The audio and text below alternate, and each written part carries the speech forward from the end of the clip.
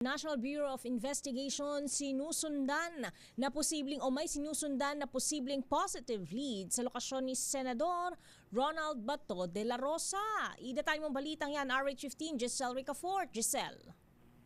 Ms. Peña, may sinusundan umanong lead ang National Bureau of Investigation na posibleng positibo sa kinaroroonan ni Senator Bato de la Rosa ngayon.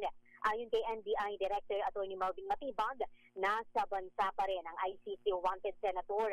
Pero kung sakali maaari na anyang arestuhin si de la Rosa, saan mang bansa oras na maaprubahan ng Interpol ang girit na red notice ng pamahalaan.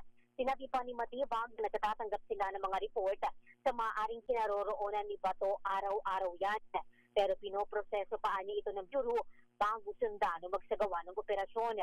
Kabilang sa biniberipikahan ng NBI ang kumakalat sa social media na sakay umano ang senador ng isang yate patungo sa isang lalawigan. Idiniin ng NBI Director, iniilagan lamang nila yung mga nagtatangkang iligaw ang kanilang investigasyon at manhunt operation.